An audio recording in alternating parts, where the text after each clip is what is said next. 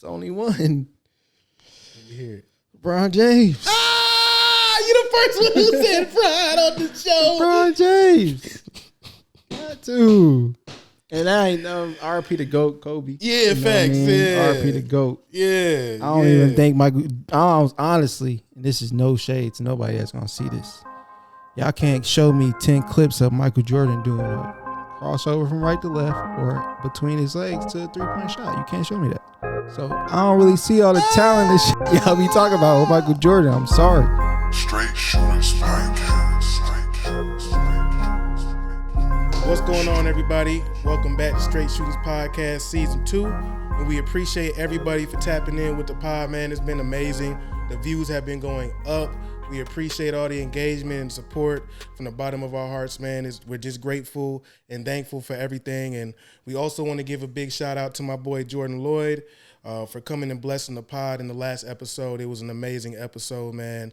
Full circle moment. We were able to do that. So thank you to Milton High School for letting us get that done.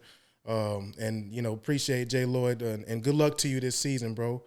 But without further ado, let's get straight to it. Today, we have a special guest, man, in the building. If y'all don't know him by face, which y'all should, go ahead and look at his Hoopmixtape. Go ahead and look at his Ball.Is.Life.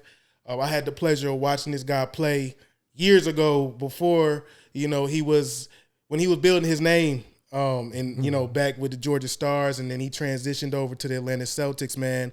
You know, this guy here is a New York guy who ended up moving to the A and making something shake and made a big name for himself. And I really enjoyed watching his game so much because he had an up north game, but he was athletic and he had vision. So, you know, and he shut people up because he got a jumper. You know what I'm saying? So without further ado, y'all, Kevin Ware, what's going on, brother? What's up, bro? How you doing? Doing good, bro. Doing good. Appreciate you for joining the show, man. Absolutely. I appreciate you having me. For sure. Definitely. For sure. What we do. Yes, sir. So for the people who don't know you or don't know of you, go ahead and give them a short, just summarized full circle kind of explanation on what you're about, what you come from, the season of life you're in now, and what's to come for you. Damn, that was tough. Yeah, my bad, bro. My bad, bro. I had to. So bad. basically, I just want you to kind of give the world a background story on you, a little bit in depth. You could really start with, like, you know, your background, where you're from, and, you know, get into high school, and then from there we can go to college. Okay. Well, originally from the Bronx, New York. That's kind of where everything started for me. Abyssinian with Doc over there, and transitioning from there to coming to Georgia, playing with Julio and those guys, the Georgia Stars, you know.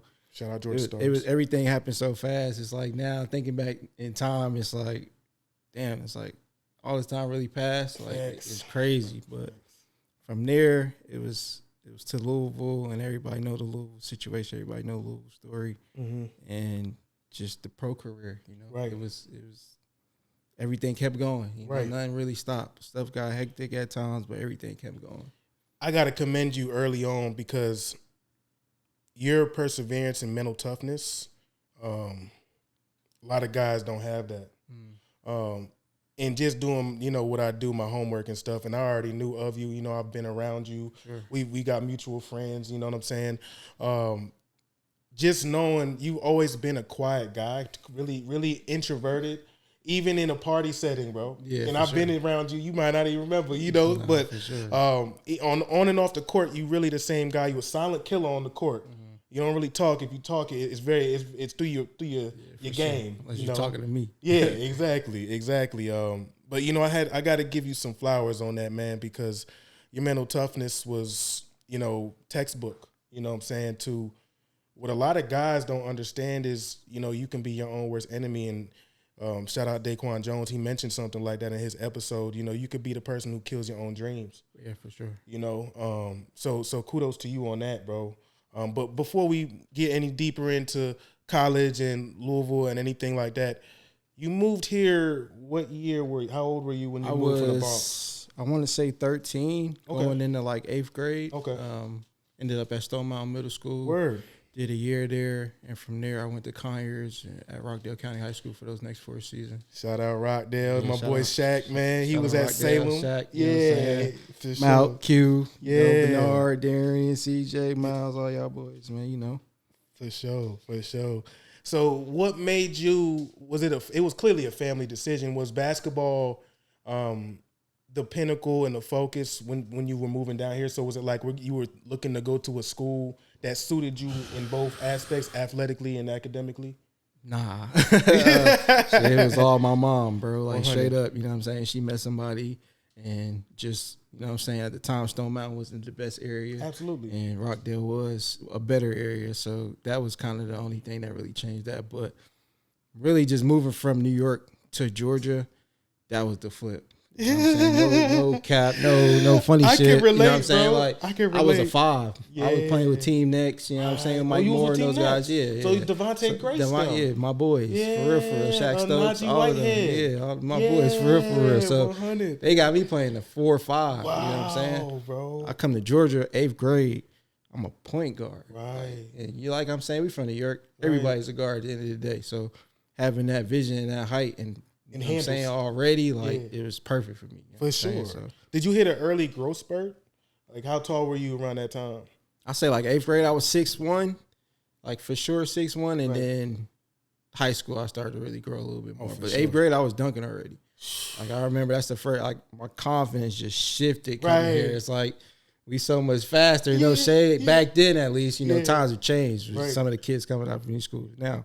But we were just so much faster than them guys, man. No, facts. Facts. So break it down to me. How was Rockdale with your career there? What would you say in a nutshell? You know, and you moved what? So that was 9th grade. So you had all 4 years. Yeah, I did all 4 years. Okay. It was cool. If I could do it all over, I would have been at Miller Grove, honestly. You know what I'm saying? I was just going to ask you, did you ever think of leaving? You know, I should have left after my freshman year. Shout out Coach White. You know what I'm saying? That's my guy. For real. You know what I'm saying? I just always loved him as a coach. But yeah, Rockdale was a great situation. I'm glad I didn't leave just because I did form some brothers there. You know what I'm saying? I got for the rest of my life. You know what I mean? Absolutely. Still pros to this day, too. So, you know what I mean? I definitely appreciate going to Rockdale. For sure. I mean, Rockdale has a lot of hoopers that people don't know about. For sure. And then if you know, and you're from Georgia, you know a lot of these guys. So just Georgia in general, like, it's a melting pot for hoopers. It's a lot of hoopers. And we all know each other. Exactly. You know what I'm saying? It's always like either a direct connect or a connect to another connect. Right. You know what I'm saying? So I did see that you did choose to go to Tennessee off rip. Yeah, off the back. And that was back when Bruce Pearl was there. Man, we were Who was on that roster that year? They already had Bobby Mays. Oh, man. They had Scotty Hobson. Right. Hobson they still had Kenny Hall just came in. Kenny was probably going to be a freshman. Yeah. But they had Trey Golden coming in. Oh, they had Trey. Jordan McCray, Tobias Harris. Then you bringing me, Chris Jones. And Chris Jones. Was it Shaquille Stoke? Not Shaq Wiggins, I think. Wiggins. That from Memphis, I think. The big we were all coming to tent. Like Bruce had it. Like he had it going, but them Ohio State boys, they was just, you know, how everything went. It fell apart for real. Right. And a lot of people don't know, like, I went to Louisville, like, I was going to UFC, like I got that visit, like everything happened with Bruce Pearl, and I got to decommit and all that. Yeah, UCF jumped on it immediately, and really? I tell you, there's no way you turn it down. For sure. You talking about Central Florida? Yes. Oh yeah, they and were. I would have been there with Marcus Jordan for a year. Right. So I'm on my visit with Marcus Jordan. Type shit. So you probably around a Jordan fan. Not on that trip. I wish. Right. Just even being around Marcus and some of the stuff we was doing was like, bro, like, this is college? There's no way, man. There's no way. That's crazy. Bruce Pearl got fired that year. So you boiled it down to Georgia and Louisville, didn't you? Yeah, Georgia, Louisville. Yeah. I think Florida, because Richard Pitino was still there. He had some ties there. Yeah. And I say like Kentucky was like trying to talk to me a little bit, but I wasn't really Cal like. Was there already? I was looking at Kentucky like, hell no, I ain't going to Kentucky. I got Marcus Teague, David, all the people. I'm not going to Kentucky, but it was just a messed up process after everything happened with Tennessee. So it was more like I had to make a quick decision just to and that was get like back focused. Right. So that was during the time where you were like signed damn near, and you had to like switch it up. Like yeah, that. like I want to say I committed to Tennessee maybe 10th grade. So from 10th grade till maybe before my senior year of high school about to start, everything happened. And it was just like, damn, I got to go through all of this again. I really don't want to do this all again. Because even from Tennessee, like I spoke to a lot of coaches prior to committing to Tennessee. Yeah. But I ain't have to do the full visits and all of that. I was, you know what I mean? Like I ain't really like that. Like, yeah, you chill. You know. Yeah, You know what I'm saying? Yeah, but you chilling. I just don't be trying to always just do the extra shit. Like, right. And with the coaches and how it was then, it was a lot of extra. You know I'm with you. A lot of kids, like, they glorify that, but I was just like, bro, this is regular. Like, this is not nothing new. Like, word. You've always been an introverted guy, and then you're not really the type of dude, like, when attention comes your way, you like, okay, I hoop. Like, next question. Yeah, like, you know what I'm saying? Nothing stupid. Like, don't ask stupid questions. You know the answer to the questions. I ain't like, you know what I'm saying? I'm funny, but I ain't you ain't like going. Doing all that, yeah. So, what sealed the deal? Was it Pitino? Was it the roster? What was it for you that made you say, you know what, I'm gonna just go ahead and lock in with Louisville? Man, I came back from Panama City, like spring break, to hungover and everything. Bruce Pearl's on my couch. Like, my mom was calling me, like, prior to me pulling up, like, yeah, get yourself together. What? Like, Rick's going to be here. Yo. I didn't know none of this stuff. That's like, a movie. So I'm like, damn. Like, but just how he came about, like, yeah, I know you are. Like, I love everything about your game. You could help us a lot, but you got to work for everything. You know what I'm saying? I kind of felt like that was what made me grasp it to him so fast, because a lot of coaches I feel like was just trying to wrap me in quick, like, so I could sign to the school, but he was really like, nah, bro. Like, and this is Pitino saying this is Rick Pitino. He pulled up. Yeah, bro, I swear to God. Like, in Georgia, at my mama's house, Sugar Hill, where I was living in Conyers at the time. Wow. Yes, sir. He give off my vibes. Yeah, for sure. Yeah. Boss man. So we'll go ahead and get into freshman year. I know freshman year is like most freshman years, because we in the same class, 2011, right? Yep. So you had a lot of upperclassmen, Peyton Seaver, Russ Smith, and a handful of other guys. I think Montrez was there the year after that, right? Or was he there that year? Montrez came, my sophomore year. Sophomore year. Right. Yeah. So how did you feel like freshman year was for you? Well, I didn't get to come in until second semester of my freshman year, because I was dealing with some grade stuff. Like, I really wasn't on that at all, but I ended up doing real good on the SAT and all of that, and got in second semester. Right. So I was literally thrown in the fire from the jump. Like, I think the first game was against, shout out Wesley Weatherspoon in Memphis, and you know what I'm saying, them boys. That was my first game. I think Will Barton was still on the team at the time. Phil Jackson, like, that's my first game ever, college basketball. Oh, Joe Jackson. Joe Jackson, yeah, my bad, not Phil, Joe Jackson. Yeah, they're all, it's that Memphis team. Chris Crawford, I think, was on the team. All of them. Dogs. So, bro, like, I think the highlight of that game was, like, me blocking Wesley shot off the backboard. Something like that. But yeah, Wesley was an athletic guy, too. Nah, Wesley Shout out Wesley. He was cold, one of the ones. You know Georgia Star guy, too. Yeah, of course. You know what I'm saying? Wesley, one of the biggest guards ever. Straight up. So going into sophomore year, which was the year for y'all, it seemed like, even just watching you back then and just following you, you were more comfortable with just the system, with your teammates, and your confidence seemed to just get back to what it was prior to college. Like, your confidence jumped. And you believe you belonged already, clearly, but it's like a light bulb go off or it don't. And I feel like that was your year where you really were like, look, I really should be a starter, but we got these upperclassmen with these big names, and you know how that goes. I'm going to play my role. So how was sophomore year for you in your eyes?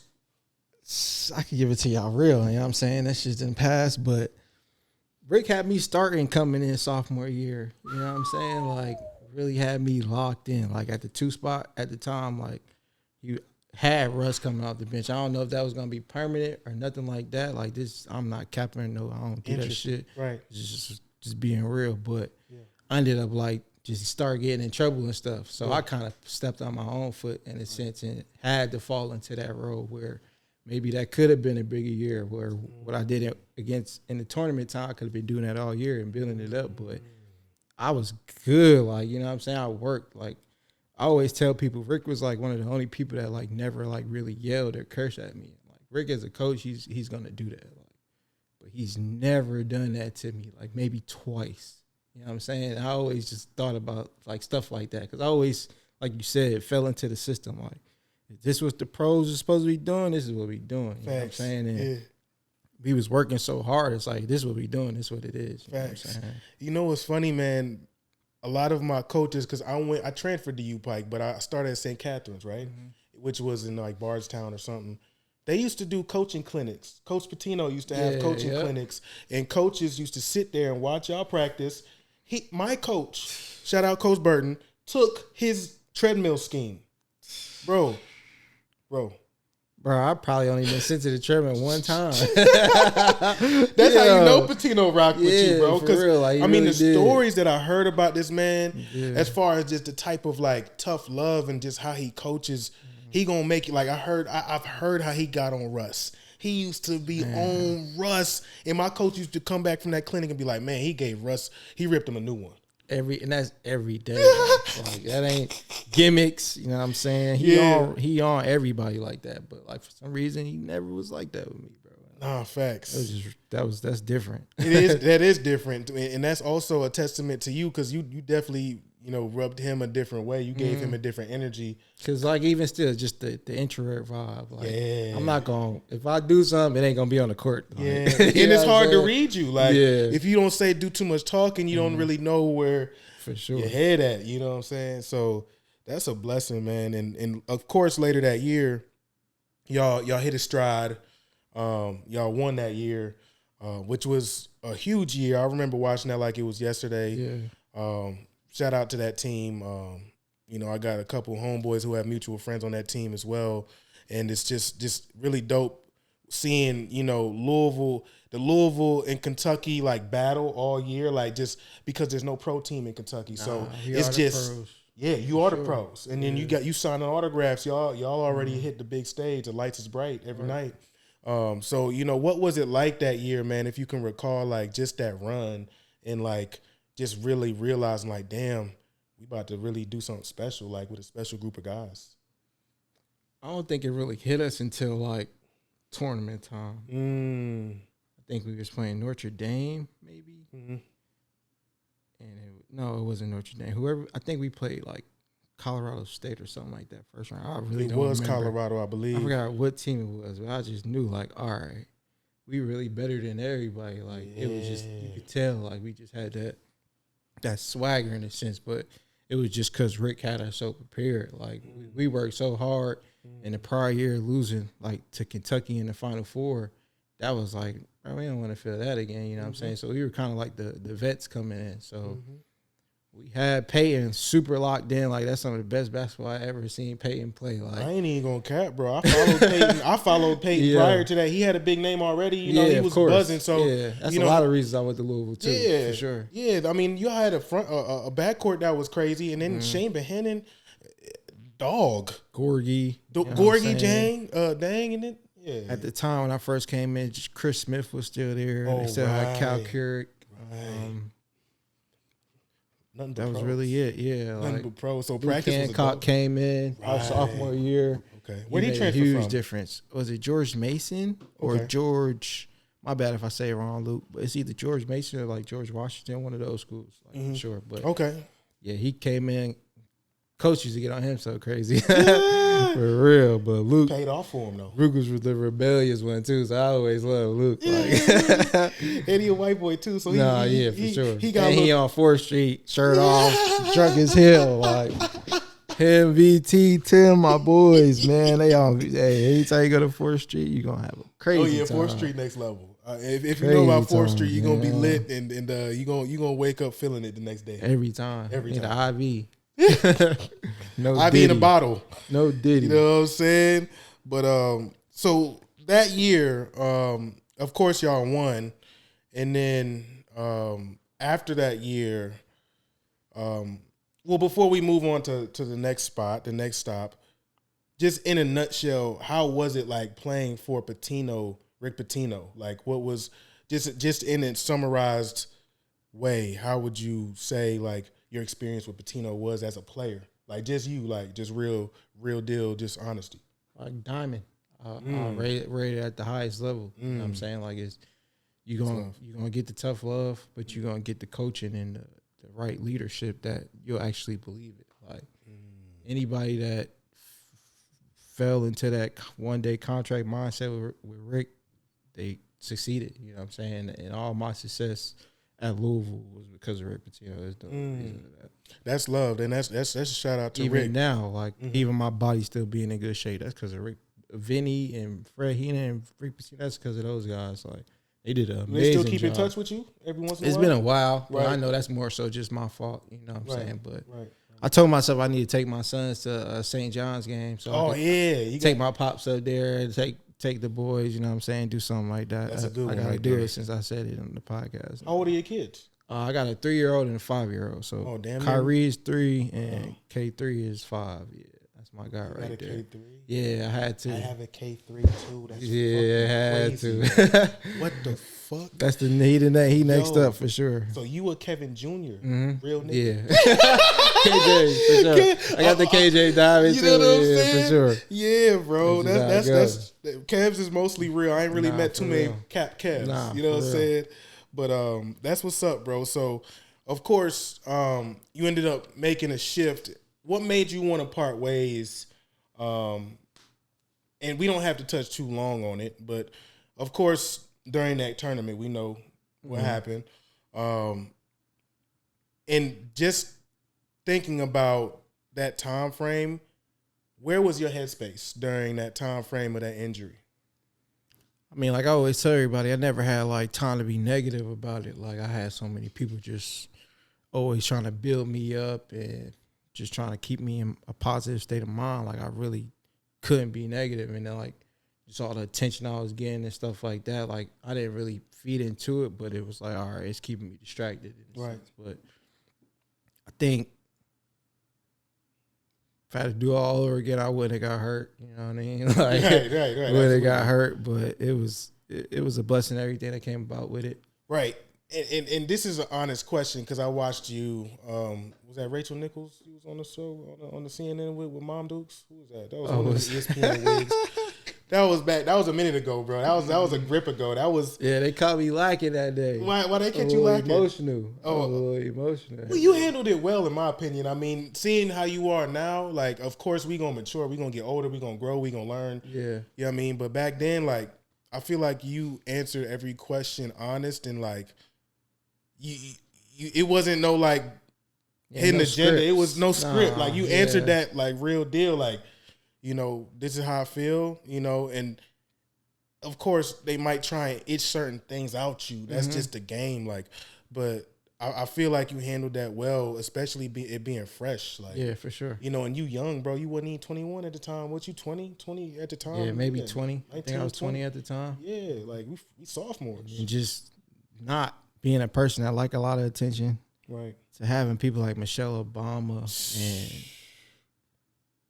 anybody you could think of calling you and texting you and wishing the best for you. It's like, damn, like all this over my injury. And then like after a while, like I didn't see my injury for a long time. Like for a long time, I didn't think about watching it. But did you ever watch it? I did eventually go back and finally watch it. And then I realized like, damn, that's why everybody seeing how I reacted and how I just handled myself. And they like, damn, like that's why everybody see me like how they see me. It registered like, yeah, I get it, but still, like, it's crazy to think like it even happens sometimes. Like all of this attention came from that, you know what I'm saying? That touched so many people. That's what was like maybe the greatest thing that came out of it. A lot of people just saying how they started to humble themselves or started to appreciate life or just praying for me, like random people praying for me, like. And it's real because your energy was felt, bro. Like you were calm through a storm that was, of course, you didn't even look down. I don't even know if you did. Maybe you did. Once. You looked down once during that time frame. Put my head back. Wow.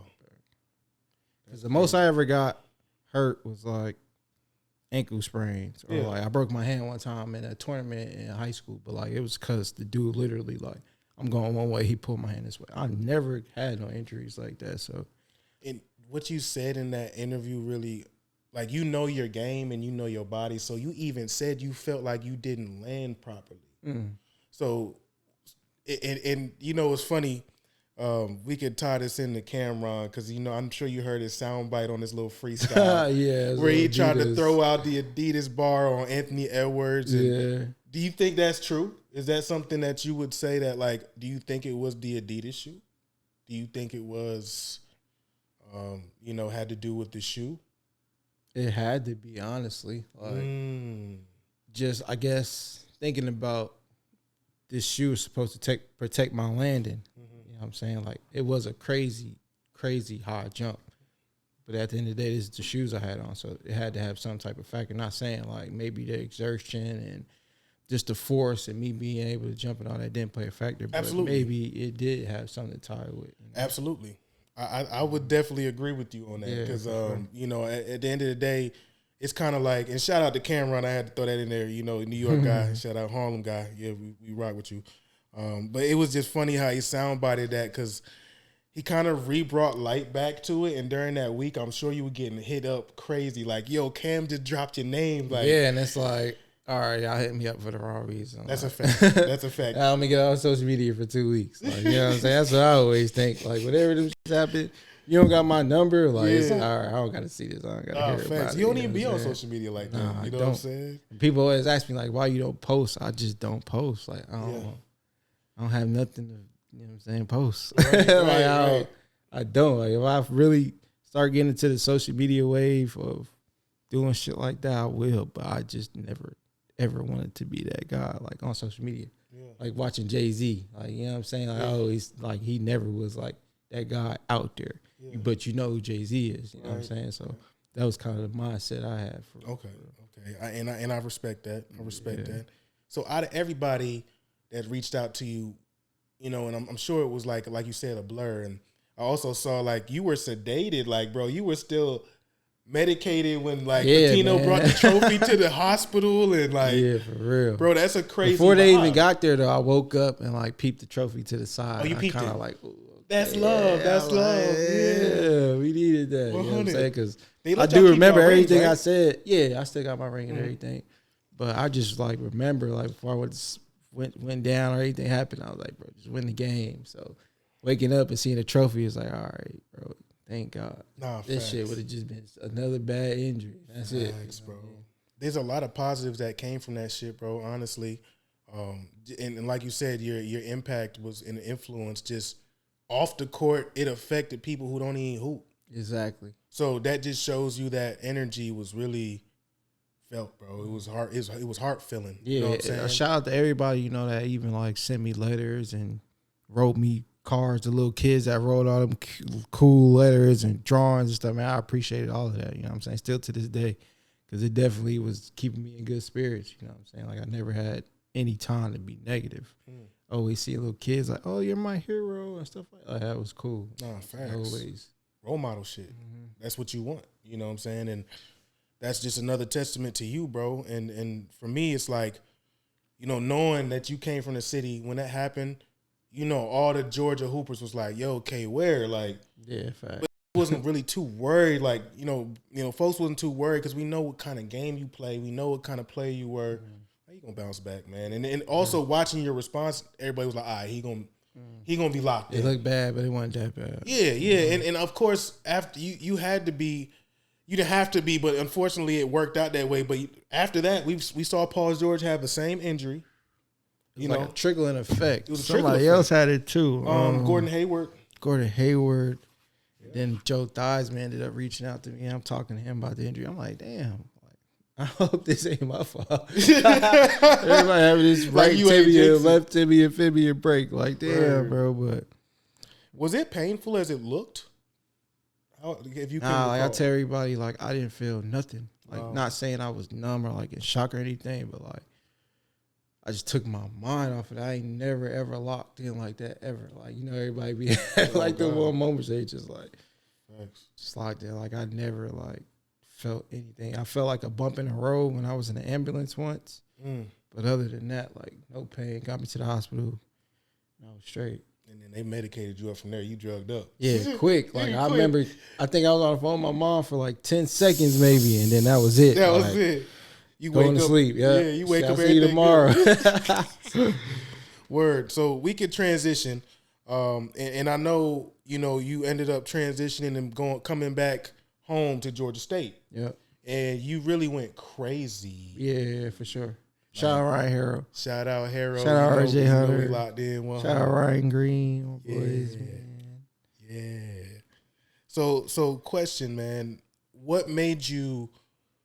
Of course, Louisville. It probably was. It might be rhetorical, but when you hit the injury and you came back from the injury that following year, you redshirted, right? Is that what happened? Nah, I played. You played that whole season. I played like halfway through, and then they were saying like that they wanted the bone tissue to heal more, so they just sat me like for the remainder of the season. But the doctor told me I was gonna be ready in 6 months, so I was like, "Shit, I'll be ready in 6 months." Straight up, yeah. Even when even when like I was dunking and doing stuff early, like they'll be so mad at me. But I'm like, damn, like all right, I feel good. Might be 6 months for real. Yeah. And I for sure was back 6 months. Basketball drills, whatever practice, I was for sure back in 6 months. So what after that? What was the determining factor for you to be like, you know what? Let me change homes. Well, it was just a lot of stuff going on with Louisville at the time. Of course. And I think just needed that restart of getting back to just being about basketball and not having to deal with me having that injury, and that's what y'all remember. So y'all kind of played me more cautious, or like, you know what I'm saying, treat me a little more. Absolutely. I'm a little different than everybody else. Yeah. I practice this day, but all right, you're not gonna practice on this back-to-back day. You practice the next day. Like, just little stuff that I always pick up on. Like, you ain't do this before, so don't do this now. Kind of handicapping you like, a little bit, and you wanted a clean slate basically. And like, even I remember like before I was gonna leave, like he was just saying like, Kev, like just stay, like be a permanent red shirt. Like that shit killed me. Like a permanent red shirt, and like maybe at the time that would have been the best thing to do. Just go to class. Free schedule and go perk out when you want to. Like being immature at the time, I'm not thinking like that. But that probably would have been the best thing ever for me. But at the time, that shit just hurt. And I was like, nah, I can't do that.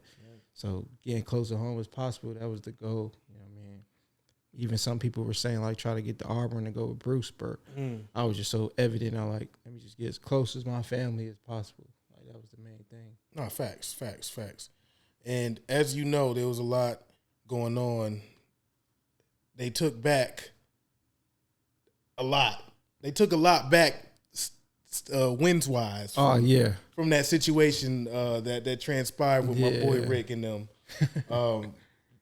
I'm not going to incriminate or do none of that on this pod, but what I will say is, it must have been a movie up that joint. Shout out my running mate, man. Shane Listen, man. Shane had me in Western Kentucky one weekend, Cincinnati another weekend, Indiana in the next week. Like, bro, like Shane that's my dog. Like, to this day. Like, that's my brother. If he ever need anything, he know to call my phone. Like, shout out Shane Behannon, man. And the crazy thing is, like, they the only ones that got caught. Everybody do this now. Like everybody let's go ahead and set the record straight, because I really don't like how long it took these players to fight and put in what are they filing to get the lawsuits to get their numbers back and all that craziness. Like, it took a whole school to break away from the NCAA to be NIL deals and shit like that to come about. Ain't that something? Where the NCAA was trying to like take a year from me because people was making money off of all that went for Ware stuff that year. Right. When I got hurt, like I was really getting in trouble for nothing. I ain't had nothing to do with it. You want to know something crazy? Like a crazy fact on Wikipedia, bro. The Andre McGee guy I don't know if you know this is in real time. I was literally just on Wikipedia. Bro, they put your picture for his identity on, if you look up that scandal, bro, your picture is on Andre McGee's identity, bro. And I'm like, bro, on my soul, when you look at it, in Wikipedia, y'all tweaking. Yeah. Because Wikipedia, you can edit. So somebody went in there and edited that. Andre don't look like you, dog. Nah, for sure. I know. Come on, bro. So when I saw that, I said, hold on. What the hell? They don't put K Ware picture up here. And it's just like, bro, I don't like that one because people who should know who you are and should know who he is. And like, nah, that's Andre McGee. Yeah, and it's a distinct difference, bro. Like, y'all don't even look the same. Yeah. You know what I'm saying? But I thought that was interesting. I had to let you know and share that with you. As soon as you got this pod, I promise you. Yeah, after this we can chop it up and look. Yeah, that's crazy, bro. I'm telling you, I was talking to my wife last night. I was like, yo, ain't no way, ain't nobody fit correct this, bro. I think anybody could go in on Wikipedia. That's what I'm saying. Right? That's the problem. That's crazy. That's the problem. But usually they're accurate. But then you always got these weird stuff going on. Got people him weird. With defamation of characters. Nah, facts. You really might be able to look into that. I just put you on something. I had to. Facts. But how did that affect you directly? Of course, you said they tried to take a year away and it didn't work. Yeah, even NCAA was still bothering me at Georgia State. Like, what?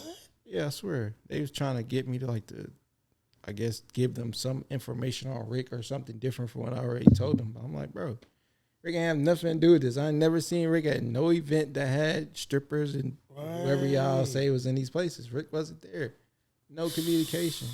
It's crazy how it's a trickle effect and everybody gets penalized versus just, people just getting the consequences that are like validated, I guess. Yeah, exactly. So it's kind of like, because I can't say not.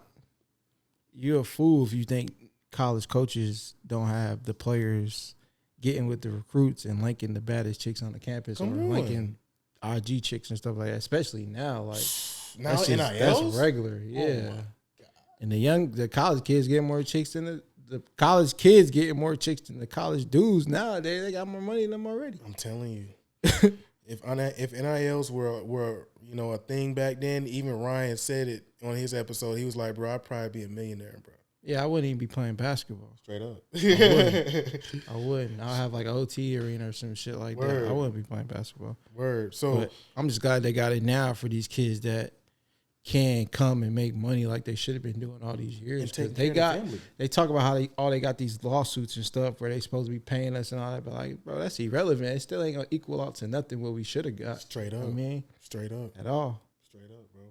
It's pretty unfortunate because, over the years you see how times change and it's like a lot of these kids, everybody come from different backgrounds. Some people don't come from that upbringing of not necessarily silver spoon, but like well off. Like, yeah, exactly. You know what I'm saying? Like, and coaches understand that when they recruit, certain kids, like what they come from. That's why I respect guys like Rick Pitino and even Coach Kyle. Like he always would say, like I love seeing these kids take care of their families. Yeah, that's all it's about. That's all it's about, bro. You know what I'm saying? And you want to see these kids win in life. It ain't about just to win or loss, bro. Of course you want to win. Who don't want to win if you're competitive? But Cal always had the recipe for that. I always respected Cal just on his approach of, you got a year, maybe 2 with me. Because if you got more than 2 years, you messing it up for the next kid. You know what I'm saying? He trying to get him in and out, get you here, show what you can do, get you to league, get you paid. Mm-hmm. Cal got so many pros, bro. That's definitely something to look at, bro. Some of the best pros in the world. Nah, the best pros. He ain't got LeBron, but or Melo. Yeah. Like outside of that, like crazy numbers. This is crazy. Some of the greatest players to touch the ball. So when you got to Georgia State, like I said, you went crazy, man, and you ended up having a great year, and you ended up taking them boys all the way to the tournament, bro. You and along with, was RJ on the team too, right? Yeah, RJ I think and Scott was hurt. Ryan was hurt at the time. Right. He mentioned that. They was just so dialed in on RJ. I had a great game, got MVP at the conference and all that. But even playing with them boys, man, like it was a blessing. Like going from Louisville talent to actual like people that can still hoop. You know what I'm saying? Because you see RJ come down and soon as you cross half, that shit going up. You know what I'm saying? Then you got Ryan come down, Hezzy, and go crazy in the lane or something. But like it was just the best of both worlds. Playing with them and just really getting back to being a point guard again. Like I got to just be a point guard, facilitate, get them the ball, do what I got to do. You know what I mean? Is that your favorite thing to do? Like what's your what? I know I described it at the beginning, but you know, is that what you see yourself as? Yeah, I'm a point guard. Like I could go out, average 12 assists, get 6 points, and have 5 rebounds. It'd be cool. You know what I'm saying? Like that's what coaches want. That's what real organizations want. People that know their role. Like everybody ain't a superstar. You got people that all they want to do is score. That's a fact. And if they scoring, they'll play defense and do all the other stuff. But if they ain't scoring, then it's a problem. So, you know what I'm saying? I just want to get guys the ball, get them in their spots. I always been good at that. But you also can score though. So you've been a scorer, like even since Georgia Stars, Atlanta Celtics days, like that was all athleticism. Straight finisher. Straight up, bro. That was the best of both. That was the best times, honestly, man. I wish I could go back to AAU. I used to watch you at some tournaments. I mean, I didn't know you had both the bounce. You had the 1 foot bounce and the 2 foot bounce. I say, yo, dude is different. Yeah, Coach Maynard had me working, man. I'll never forget it. That was my dog, man. Like, shout out Coach Maynard. 100. Turn dogs. Facts. So, you ended up winning the MVP that year, and then y'all ended up losing to Baylor that second round, Xavier that second round, and then you beat Baylor that first round. So after that, what transpired for you after that year? Was that senior year? So I had one more year after that. I came back and did another year, and we lost in the conference tournament, I think, like 1 or 2 points or something like that. And after that, I kind of went pro. So I didn't play last year, so I've been pro like the past 10 years. Word. Country to country, man, trying to get to it. Well, that's what I'm glad you brought that up. That's what we get to. So what is your favorite? Let's step into your first pro role. And was that was in Czech Republic? Nah, it was in Finland, but we gonna say it was in Czech Republic. Okay, that's where I was a pro. Okay. For sure, Czech Republic. I played with Bruno, and man, it was dope. Like seeing, like, all right, this is what it's actually about over here. This is overseas. Like, you the man. You got to go out there and find a way. Like, that was, bro, I love playing the Czech Republic. I'll go back to Czech to this day. Word. You know what I'm saying? Just because of the vibe I had out there. But I think from probably Czech, London, and probably Canada, I was probably like the most I had fun on teams, I would say, like, for sure. Like, and that was NBL, right? Yeah, NBL Canada, and then I went to the BBL in the UK, right? And then,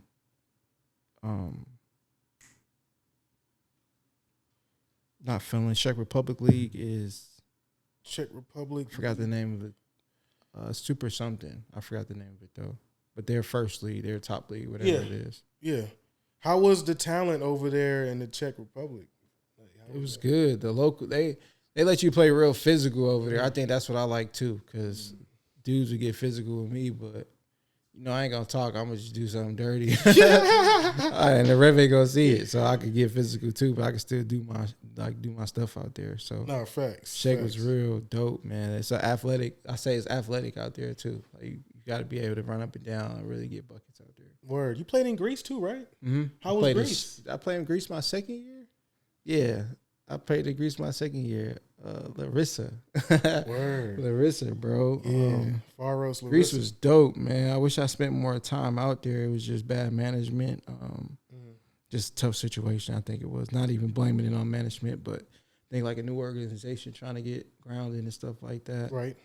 But I got a chance to play against Panathinaikos, Olympiacos, those teams. I forgot who was on Panathinaikos when we played them at home, but I remember playing Thanasis. He tried to go baseline and dunk on my teammate. That's why I remember him. But he was trash then too. Word. He was trash back then too, bro. He was in the garbage time. He was getting smacked for sure. He for sure got smacked, but he was for sure out there garbage time. Word. So overseas, all overall, like best player or or just give a couple if you have more than one that you best player or players that you played against over, since you've been a pro these last 10 years. Played against? Yes. I feel like nobody ever just like killed me, or killed my team, or I'm like, yeah, he's tough. Like, right. I feel like I never played against nobody like that. Just being honest, you know what I'm saying? Facts. I remember being in Iraq and playing against some of them guards, and they're just out there getting buckets. So I'll probably say whoever I was playing against in Iraq got dogs? They paying money. Right. They paying for nothing but scoring. That's all they want over there for. Really? They want you to score. Wow. Iraq. Edgar Sosa just went over there, went crazy last year. I think he got the chip. Oh man, Edgar Sosa is crazy. Bucket. Facts. Real Man, legend. He's a fucking walking bucket, bro. But he's been playing for a minute. Whoever was in Iraq the year I was there, I'll give them the crown. They over there getting 40. Oh my gosh. I forgot this. Yeah, I don't want to say his name wrong. I know it's Victor something. Victor. Foreign guy? Nah, American. Oh, he's American. West Coast guy. Victor. Victor Saber, Victor something like that. But he's cold. Gave us 45. First game I'm out there. But they so different. They really don't even want the Americans guarding the Americans. So interesting. He's cooking this foreigner. Crossover 3, side step 3, floater fouls. He's going crazy. We ended up beating him by 20 something, but he got 45. Right. I'm yo, he was having his way. It's cold. That's crazy. So as far as I'm sure you could say, since you've played in a tournament a handful of times, there's clearly guys that play in the league. So college-wise, who were, give at least 3 guys that you would say were yo, in person. Deion Waiters off the back. Syracuse. Shout out Deion, the Philly guy. Back. You said 3, I got to think hard. Anthony Davis. Shit, Darius Miller was so cold. Darius Miller for Kentucky. Yes. Oh yeah, he was a dog. Darius Miller. I'll say Joe Jackson. Big dog though. Different. Did we play against Draymond? We did play against Draymond my freshman year. Michigan State. Draymond Green. Draymond Green was real. Do everything. I remember Dre. We played against him my freshman year. He had a different type of energy on the court. His presence is different. And if I gotta give you a guard, I'd say Russ. Russ Smith. Hey man, you know what surprised me? I knew he was a dog. He's a scorer in bunches. And he'll throw you off. He'll hit a couple tray balls and then he'll just start going to the rack on you.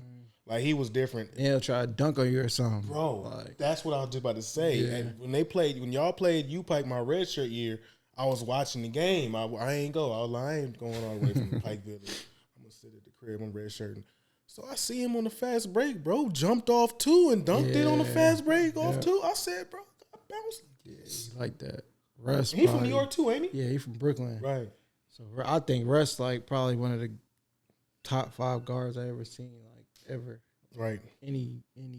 Well, I was keep it at college. Yeah. College Russ Smith, top 5 guard I ever seen. He was next level. He was next level, and is he still playing? Correct. I know last time it was in China where he was. I know he just did the TBT with Louisville. Oh, he did? Yeah, so he probably is going. He probably is somewhere already. Is Peyton still playing? Nah, Peyton's coaching at Louisville now. Oh, he's at Louisville now. He's over basketball operations, I think. Oh, word. Something like that, but yeah. Word, that's what's up. Well, shout out to both Russ and Peyton, man. Definitely, man. Y'all dudes really put I don't want to say undersized guards on the map, but I guess you could say 6 foot, maybe 6'1" guards that had athleticism and can just score and lock in on defense. Yeah, fact. Them dudes was locking in on defense. So I mean, I can't really recall too many teams that had that type of locking like y'all, and maybe even that Kentucky team with Anthony Davis that won. Yeah, Marcus T. Who was their second year? Was it? That was Tyler Eulis, or is Eulis my? I don't think Eulis my class. That was sophomore. You talking about sophomore year, right? Sophomore year. They had Archie. I think Ryan Archie. I played against Ryan. He was at Kentucky. Yeah, I played against Ryan was there. Yeah, and the Kyle Wiltshire. They had Willie Colley, I think. No, they had Willie, but they had Nerlens Noels. They had Nerlens. No, well, that's so funny. They had Nerlens. They did have Nerlens, and he went number 1 that year. Yeah. So that's that was crazy. That was a crazy year because Kyle Wiltshire went pro. He's still a pro. Facts. Yeah. Kyle was tough. So Kyle, Archie, Ulis, Ryan. They were loaded. But the year that when I got off redshirt, I was able to play against that Kentucky team, that platoon team that lost against Wisconsin when Ulis was a freshman, bro. So, oh my gosh, that team with D-Book off the bench, bro, Rupp Arena be thumping, bro. Yeah, they ain't ever getting to it. It's next level. Everybody too, bro. We played. They lost what, like 1 game? Bro, they only lost 1 game. Well, 2 if you include the finals. But matter of fact, no, they were undefeated. They only lost to Wisconsin. Right? They only lost championship. Yeah, facts. Yeah, that would have been the first time in a minute the team went undefeated. Oh. That was a great team, bro. Yeah, you remember Books coming off the bench. That was crazy with Cat and all them boys. Bro, I couldn't believe it, bro. We ended up going there. You know, it's an exhibition game. We played y'all the year before, so that year I was off my red shirt. So I was like, man, it's time to get to it. Sink or float. Yeah, shout out KK Simmons. KK had 30 that game. You remember Wheeler High School KK Simmons. He ended up having 30 that game. He went to U-Pike with me that year. We had a handful of guys. Shout out KJ Manigo. He played at Wichita State with KJ for sure. Yeah, he's playing in New Taipei right now with Jeremy Lin and what's the cat named Austin Day. He played in Dayton, I think. That's what's up. Yeah, but we were loaded, bro. But they still whooped us by like 50, bro. Like it was just Lob City pick and roll. You know what I'm saying? And that was the game right before. Shout out AP Alex Poitras. Right before he got injured and tore his ACL, and for the rest of the season he was out. Sheesh. But he came back and now he's still playing pro. So shout out, bro. Like he overseas. Yeah, he overseas. I'm thinking like Russia or something. Getting to it. But yeah, bro, that game was like just watching D-Book come off the bench, bro. He was instant O. Yeah, because he going against the bench guard, like bro, or the tired first string. He had to immediately do it. Man, bro, it's crazy. So let me ask you a question. I got a few more things for you, and I want to know. So right now, how are you feeling about just everything with your career, and you feel like how much you got left in the tank to play? Do you feel like? Honestly, I feel like I got maybe 4 or 5 more years. I like that. Just, honestly, not being realistic. Mm-hmm. Just honestly taking care of my body more now than I ever have. Like, if I was doing this in college and really, what I'm saying, a long time ago, it would have been miles ahead of where I'm at now. But just having that pro mindset every day, what I'm saying, and just knowing there's way more out here that we can still get, and we still got these 2 little boys to take care of. Still got to take care of the fam. So every which way possible, we got to do it. That's a fact. As long as we can. That's a fact. And to piggyback off that, what advice would you give to youth that want to do what you have already accomplished and just become, aspire to be a pro? Just have humility. Honestly, it's easy to get wrapped up in yourself, getting wrapped up in I'm the best kid, I'm the top 10, top 20 kid. But at the end of the day, if you just let all that brush off, you'll be in the NBA before you know it. You know what I'm saying? Just listen to your peers. You don't know everything. You know what I'm saying? And just stay in the gym. Stay in the gym. Don't try to be nothing but a basketball player. You don't got to rap. You don't got to be a model. Get your money and take care of your family. That's all that matters. Because at the end of the day, you're going to realize it one way or another. You just want to realize it at a good point. That's great. That's great knowledge. I hope y'all young boys heard that, because there's a lot of y'all who watching guys like what's his name from Charlotte? My boy who just was on the radar. LaMelo? No, Miles Bridges. Oh, Miles. Miles Bridges was out there on the radar. Miles tough too, but bro, he actually could rap. Yeah, he could, but it's like contradicting yourself. You know what I'm saying? A lot of that shit you saying, it's like, that's a fact. It's not really like a basketball player. Right. A basketball player sipping lean. Like just being real, you know what I'm saying? Like, ain't no basketball player sipping lean. I know marijuana's legal. Yeah, you know what I'm saying? It should have been legal a long time ago. Factual. But you ain't going out drinking 7 bottles down Julio, shit like that. Like, ain't an athlete. Yeah, you right, honestly. And the funny thing is, your boy Harold made a similar comment, bro, and was like, bruh, we playing basketball, bro. Why are we trying to be tough and be tough guys, bro? Facts. Like, even if you do come from that upbringing, like, we're on a basketball court, bro. Ain't too much that's gonna happen. Ain't nothing you gonna do. Yeah. Period. It ain't no point doing none of that out here. Unless somebody just try you, you gotta protect yourself. That's different. But you just going out there tough. Like, bro, come on. You just be doing unnecessary. Ain't nothing about to happen on this court. Straight up. You know what I'm saying? Straight up. So, question, I got a few things before I get into this word phrase game, but if we can go back to what we talked about with the Cameron thing, I just got to ask you a question because Cameron said he was trying to reach out to you, right? Mm-hmm. It was just funny to me because I was like, Cam trying to. And he used to hoop. I watched his highlights, like him. Yeah, I used to see his highlights too. You know what I'm saying? New York Bull. He had a little game to him, little handles, could score a little bit. You know what I'm saying? Had a little bounce. It's just funny because even though what you said is facts about make sure you a basketball player, but there is some correlation to the culture, as we both know. And, especially with this whole Kendrick and Drake thing, which is I'm gonna ask you a question about that in a minute. I already know how you feel, but you gotta let the people know. you got a buddy in the back who feels the same way. But yeah, man, it's just interesting to see like a lot of these guys who just don't know how to separate both. Like, good example, Book Night, right? I think Charlotte, he's one right? of the I think he's one of the toughest guards. I won't say one of the toughest, but he's a solid guard. He's a solid guard. I watched him play. The talent. He's for got sure the got talent. all the talent. I don't know anything else outside of the talent because I don't know him personally, but he does have I've watched his workouts. Some guys have this, and you can testament to this because you played with the top guys. You played with McDonald's All-Americans. You were 92 overall on ESPN, bro. You were a top guy.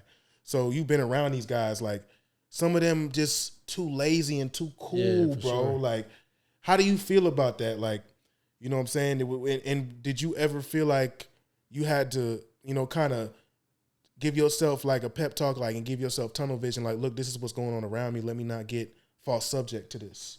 Nah, I just always knew like what I did good, and I knew what I had to work on. Like, I always played it like that. I wasn't trying to do nothing I knew I couldn't do.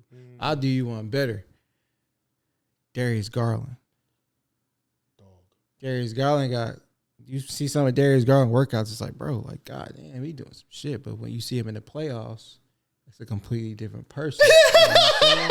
Real talk. I'm not throwing no shade. No, it's not shade. It's facts. Compare him to Book Night. Like, you doing stuff that don't correlate when it matter. Like, that's a big that one. don't matter. Like, you doing this heavy to this heavy to this side step. You know how tough that is on real defense, 6'4", 6'5" guards. Like, come on, bro. It's not realistic. Right. Like, we gotta get back to the realistic. That's why I love guys like Cooper Flagg and like Ace Bailey and like AJ. I always say his last name, but the boy out of Texas. Yeah, like, he's tough. I watched him the other day. Dogs. Like, they know what they're supposed to do, and I'm not gonna play with you. I'm not out here to play with you. I'm gonna show you a little boy. No, facts. They're different. They're getting back to real basketball. It's lost for a while. It's been lost, honestly. And I blame that shit on like these little high school leagues and stuff now. Like, just being real. And I'm not throwing no shade. I'm not even gonna say no names or nothing like that. Though. Yeah, you've been the worst for a long time. You's a fashion show. Like, it's been bad like, since we left, really. Ryan probably said this, but like when we were growing up, like everybody didn't have a mixtape. Like, everybody didn't get mixtape. If you had a mixtape, it's because you was actually killing. You put in work back to back. Everybody starting to figure out your name. Like, some kids will look at dudes like Harrison Barnes and just see him as like a role player on the Kings. But it's the same Harrison Barnes, and I see him with my own eyes torch my favorite players that I grew up with. I seen it with my own eyes, and Ryan attested to this. Had them out there looking like little kids. Him, Jordan McCray, Trey Goat, like whoever tried to guard, it didn't matter. I'm in the post and y'all are little boys. Like we gotta get back to real basketball. You know what I'm saying? Right. That's all it is. It's definitely coming back, but and I do think the NIL's kind of, I don't want to say tarnished it because it's happening in every sport now. I mean, football too. You got Shador throwing up his wrist every game. Yeah, but that's his daddy fault. That is his daddy fault. You know what I'm saying? That is his daddy fault. And I was just about to say, like, we could get on the NILs, but the NILs is long overdue. Now get back to parents being parents. Like, you can't be just because your kid making all this money, you can't be his friend. You know what I'm saying? Like, we in that generation of parents where being for real, their grandparents is raising these kids. You ain't raising these kids. Like, I'm glad I got my kid's mom is a great mother because it's so rare. Like, seeing and knowing some chicks, like it's very different out here. But you got to raise your own kids. It ain't on nobody else. Got to, bro. Because then, if you don't, they end up like Mikey Williams. Think of how talented Mikey Williams is. Mikey Williams so cold. Mikey Williams is an old head now, just now doing his first year. Even Dior Johnson, who over there with him, like, come on, these is kids that's was supposed to have been in college and been supposed to be doing what I need to do to go make some money, make some real money. Exactly, bro. But you ain't got no guidance. I used to watch Dior all the time, and he a New York guy too. Yeah, I used to watch Dior. Bro, what? Dior, and like you said, it's the guidance piece because then you see what transpired with both of them. Mm-hmm. It was a little different with both situations were similar but different. Mikey already had the money. Yeah, for sure. Dior, I'm sure was getting money. And he had it. He was getting it, but we just didn't know. Right. And he was locked in with LeBron and them early. You know, he was getting it. Yeah. For sure. Same with Mikey, though. Mikey was locked in with LeBron and them. And they were kind of in the right side of politics, too. So if you ruin that, it's kind of like, I don't want to say they blackball you, but it's almost like a domino effect. I'm sure you know guys, too, bro, like, that have been at the top, bro. Like, meaning, in going back to your word humility, like, some of these guys take that for granted and just, like, run with it and feel like they're on top of the world before they really hit that point where you can be like, okay, I'm comfortable. And even then, you still got to hold that high humility. Yeah, for sure. So, you know, it's just like, damn, like, how many guys do we both know that were, like, borderline really league or just pro ready? You know what I'm saying? Like, testament to bro we was talking about before the show, you know what I'm saying? Yeah, you know, facts. Shout out bro. Shout out my boy. Yeah, you know, and he's one of the best. But you gotta think him even being with Dejon Parker, RP the GOAT. Oh man, RP the brother. RP. Julian Royal. Oh yeah, my brother. Shout out Jules. You over there with guys like that, you getting that recognition early. And that hurts you sometimes, you know what I'm saying? Absolutely. Because everybody ain't around for the best reasons. You know what I mean? You ain't lying. And sometimes you find out too late. Right. And that's what you want to avoid and just learn from. But, you know, sometimes you just got to just keep going. Like, I was talking to one of my homies the other day, and he was just talking about, you know, the transition after basketball for a lot of guys. Like, basketball, he mentioned it in this realm that I never heard it said. Like, basketball was a life lesson for me. Yeah, he said basketball wasn't just a sport. Basketball was a life lesson, and that's exactly what it was for me, bro. Because I apply everything from basketball into life, and shit, I'm happy. Right. I'm fighting. I know I can get my back off the wall anytime I need to, and I can go to bat for my family anytime I need to, and I learned all that from the game. Yeah, you know. So I'm gonna play this word or phrase game, and you can let me know in a sentence or, you know, a statement, sentence, word, whatever you want to do, of how you feel about it. So I'm going to start with role model. It's key. It's the most important thing you can have nowadays. Positive figure in your life.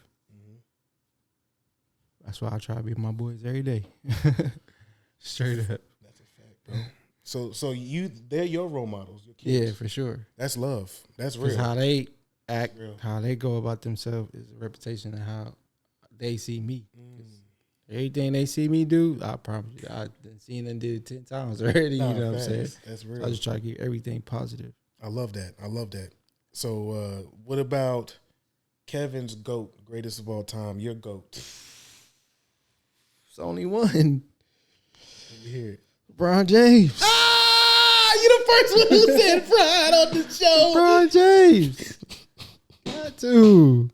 And I ain't RP the GOAT, Kobe. Yeah, you know facts. I mean? Yeah. RP the GOAT. Yeah. I don't even think honestly, and this is no shade to nobody that's gonna see this. Y'all can't show me 10 clips of Michael Jordan doing a crossover from right to left or between his legs to a 3-point shot. You can't show me that. So I don't really see all the talent and shit y'all be talking about with Michael Jordan. I'm sorry. Till y'all show me that, Kobe is miles ahead of Michael Jordan. Ooh.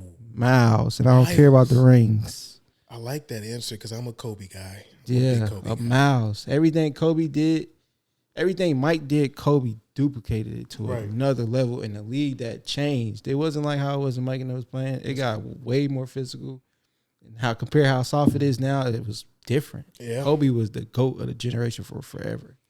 I'm glad you said that. You brought a different perspective to the viewers because I mean, really now after this, I'm gonna go home and pour up another cup of tequila and look up Michael Jordan film and see how many times he goes right to left. Show me how many times you see him catch it off a down screen to a curl for a mid-range jump shot. Real talk. No shade. Shade to Michael Jordan. Like, I ain't taking away. Like, I got his shoes on. Yeah. You know what I'm saying? But, like, let's just be real. I done seen Kobe do. Man, Kobe's, man. And the degree of difficulty he's doing it at was just like, either it was one defender or two defenders, like looking the rest of the team off saying, I'm going to just live and die by my hand. And it's going to go in. Because I didn't work for this. Like, facts. That's probably one of my greatest accomplishments. Even Kobe acknowledging me having conversations with Kobe before he passed, stuff like that. I got to see Kobe in a win for wear shirt, like that stuff like that. I can't take nothing like that ever for granted. Hard. You know what I mean? That's hard. For real. I ain't even gonna cap. That would have been like bucket list. You feel me? When my kids be like, you ain't never talked to Kobe. I'm gonna pull up this picture like, here, look at this. That's so hard. Don't play me. That's so hard. Do your kids like basketball like you or? Yeah, I'll be trying to get K3 to work on his jump shot. All he want to do is dunk. Man. Like, I'm telling you, like he definitely loves basketball, but I think his brother probably gonna be like a running back or something. He's so tough, man. I hate it. Oh my God. I be trying to keep my boy so sweet. Yeah, Kyrie. It's the bully of the family.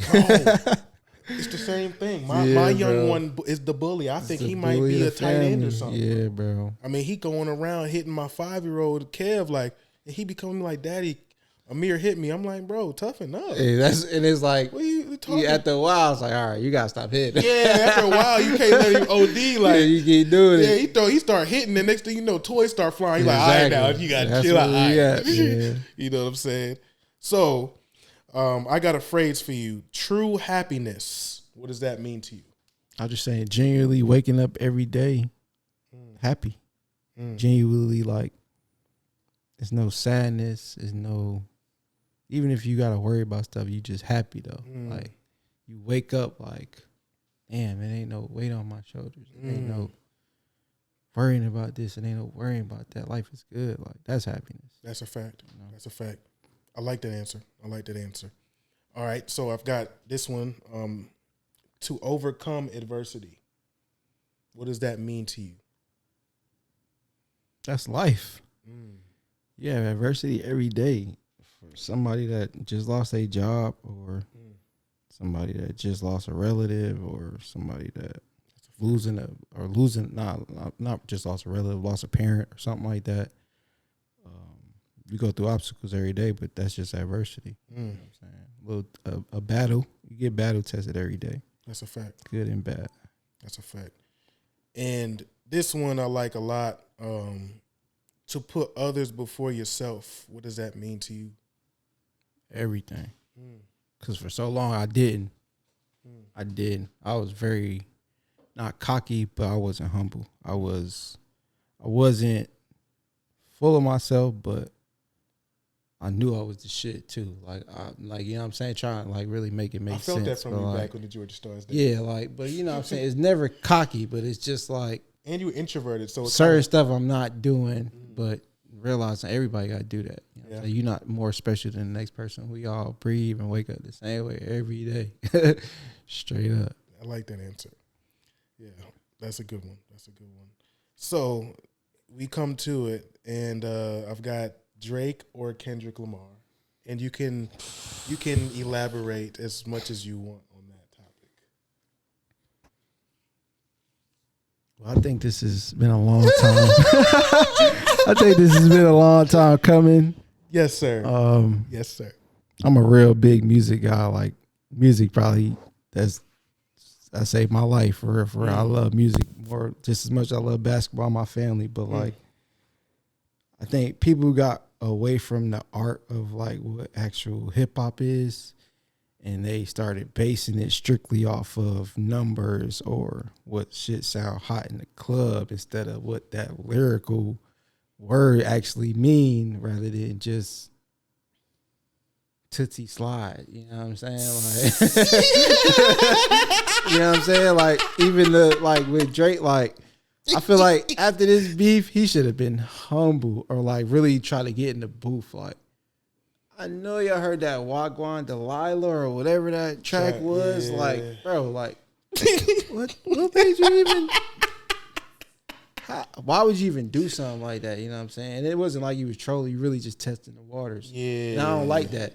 Because ain't no goat supposed to test the waters. Why are you testing your drops? To see what people like so your numbers look good again? You passed that, bro. Right. You passed that. It's bad because football season here, and you know that's the number one track right now. And not like us. Everybody playing that. All summer. So you basically picked Kendrick. Yeah, by a landslide. And it's crazy because for so long, I could listen to Drake's music. But it's like after everything happened, it was just like you just see it a little differently. Like, bro, you sound like me. Yeah. So basically, what you were saying was, Kendrick by a landslide. Yeah, and it's just I think it's how Kendrick played everything, like from the jump. Like, I remember when it first started, like the beef, and they was just egging it on. Like, he ain't drop, he's scared to drop, And then he kept dropping. It was like, all right, well, I ain't really got nothing else to say. You know what I'm saying? But now he talking about it's around two. Kendrick already rebutted that. You rebutted that crazy on the commercial, on the Super Bowl commercial at that. So I just feel like Drake really got to get back to rapping. That's the only way he gonna get back in a good mix. Because Drake can never Drake's gonna always be Drake. Yeah, you know what I'm saying? It's never like he gonna go out of style no time soon. But yeah. If Kendrick dropped this next album and it's fire, I don't know, man. It's gonna be tough. I'm a Drake guy, and my thing is, I'm a big hip hop guy too. You know, my people's from Queens. You know, my dad used to DJ every once in a while. You know, he used to actually DJ for Run DMC every once in a while back in the day. Hell yeah! So it's really in our blood. Like my brother did music for a while. I'm around a lot of music guys. So it's just funny. Like you said, the same reaction for me. I just don't get the same vibe. Yeah, it hits my ears, and I still fuck with all his classics. But it's just like, damn. Yeah, bro. too. Certain ones come on, and it's like, damn, this is a banger, and I'm gonna listen to it. Oh my God. But then like another track will come on, and I'm skipping it like ASAP. ASAP. No cap, bro. No cap. When they say when it come on. 21, him and 21 Savage or something come on. I'm skipping that immediately. Not facts. Yeah, 21 and him. I mean, Drake did good with Atlanta. Atlanta took him to heights that he ain't never really. I think between Future, Thug, and 21, I think that really like piped up his career over the last 5 to 10 years. But you know how people kick it. What? That he piped their careers. Yeah, I mean numbers wise. I mean if you really go like if we talking like behind in a room behind closed doors, niggas, you know, folks feeling energy. Yeah, we in the room. Who's really a alpha, or not even an alpha, but who gonna stand on business? Like who's, And Drake's kind of a guy. He plays the room well. Exactly. You know how to talk to everybody. He knows how to switch the lingo up and all that. Facts. But I had to get your expertise on that and see where your head was, man. So yeah, Kendrick Lamar seems to be getting everybody's attention and continuously, and it seems like they want him to keep winning. Jay-Z made a big statement. Yeah, with the Super Bowl stuff. Yeah. And a lot of people was mad that Wayne didn't get on, but right. How do you feel about that? I was kind of like mad. I wasn't mad at first, but it was like, damn, why wouldn't you put Wayne on there? But then they went to like a few of his performances recently. It was like, okay. Just being real. Like, it was like, and then Kendrick then killed his last Yeah, Kendrick's a great so performer. It's like, you know what I'm saying, with the year he having. Yeah. And the streams, and most likely he gonna get an album out of that. Yeah. It's only right. It's only gonna make them more money, for real. I feel like he's kind of got hip hop like revamped a little bit. It's hard to say overall because a lot of these artists still on the same music, right? Making nothing. And I kind of feel like his message is like, yo, I gotta really separate from everybody to like really get this shit going. That's what I'm gonna do. And if that's what he on, hopefully that got everybody really rapping again, because that's what it's gonna come down to. And he exposing everybody.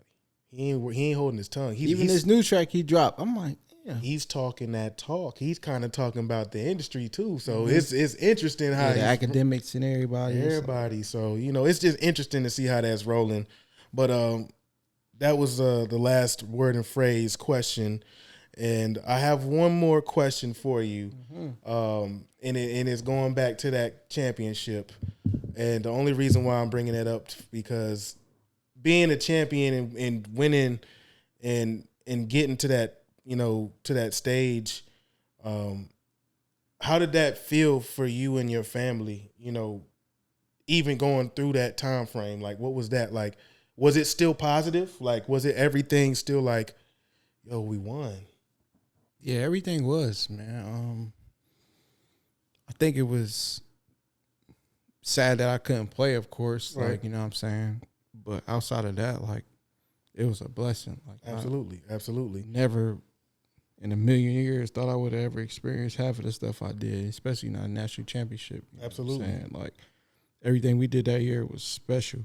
And I think everybody goes through that. You know what I'm saying? Like, whoever gets that championship, they understand that feeling. You know what I'm saying? You really got to go through it to, like, just see, like, it is a blessing, because everybody cannot say they're a champion. Everybody can't say they're winners. I mean, that's a big one. That's a big one for the kids. You gotta work hard to be a champion. It don't come easy or lightly.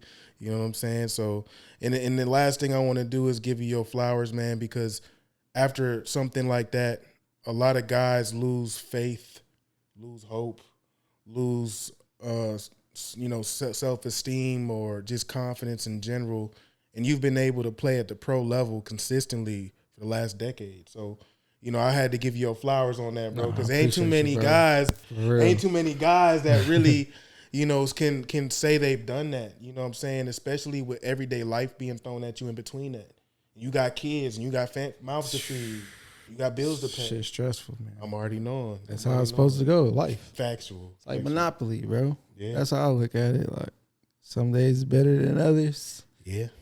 Some days ain't, but it's another day. That's a fact. Straight up. That's a fact. But yeah, man, I appreciate you being on the show, man. It was a blessing. And it definitely was an honor to have you on the show, man. Nah, man, I'll be back for sure. Oh yeah, hell sure, yeah. We might have to do a dual one with you and Ryan together, man. That's gonna be crazy. Yeah, that might be the one. we might have to get that in the works, man. But I appreciate you, my dog. Thanks for coming, man. Anytime, man. And over and out, y'all. We appreciate it. Straight Shooters Podcast.